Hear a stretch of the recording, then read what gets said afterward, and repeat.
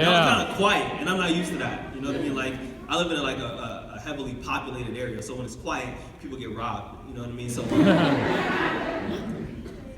this next poem, right? So short story, right? People always ask how I got started in poetry. So basically, I was a senior in high school.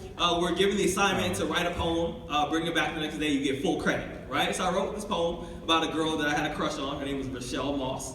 And I wrote this poem, I brought it back, right? And me and my friend Samantha, we had gotten to the classroom before everybody else did. So she's like, hey, let me read your poem. So I give it to her, she reads it. She's like, wow, like, this is really good. And the rest of the class files in, we go through the entire lesson, and before we leave, the teacher asks if anybody wants to read their poems out loud before we turn them in, right? So Samantha, she's like, hey, you should read your poem.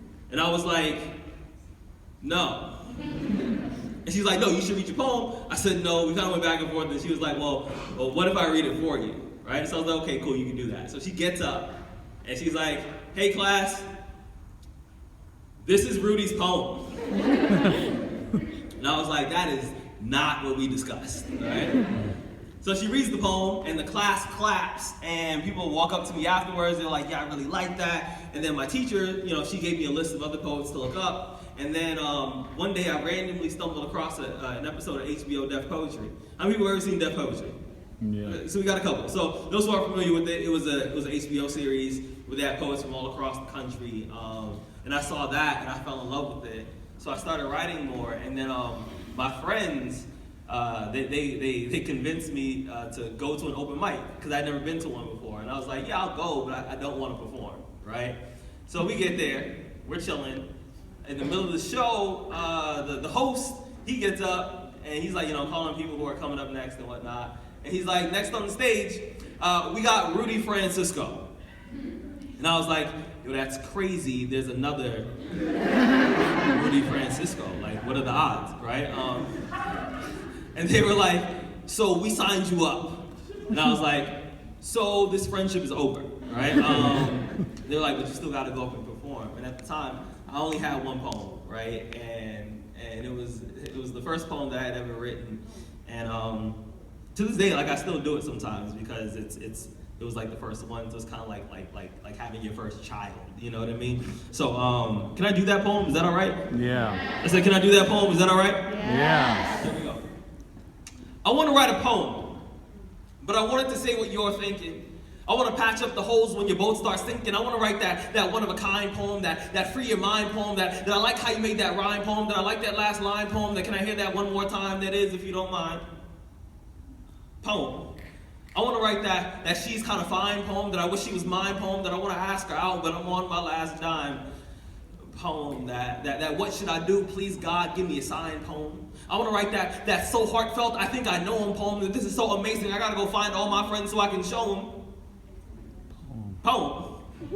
I want to write about everything that I've ever wanted to be. I want to write a poem so beautiful that my parents might actually start to agree. I want to write about you, about me, about us, about everything from cars and trains to riding the bus to betrayal and trust, the mistakes and heartaches. I want to talk about when I first learned to drive and I was so scared to let my foot off of the brakes. I want to talk about battles, about wars, about victories and losses, about ethnic cleansing, genocide, and laws penetrated by burning crosses and burnt down churches. I'm going to write 2 poems for everyone who's ever been told they were worthless. All my metaphors and similes to part oceans, rivers, and seas. I want to write love poems so sweet the ink on the paper attracts honeybees.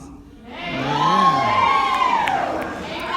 want to speak the unspoken. I want to fix everything in our world that's broken. I want to be the one that performs the Heimlich maneuver as soon as our society starts choking.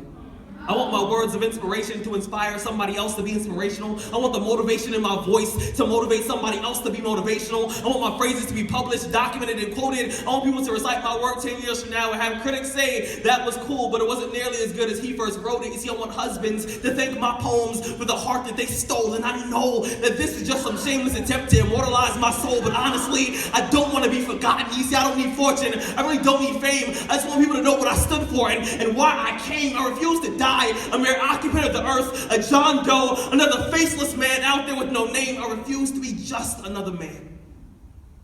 I want to walk for centuries, leave my footprints in the sand for the world to see, and I want to be cremated into ashes of rhymes and poetry. I'm just feeling like one day they're going to love me.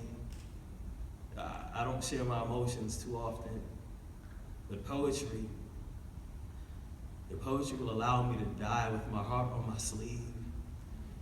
They never saw me coming, but I'll make sure they grieve when I leave. Thank you.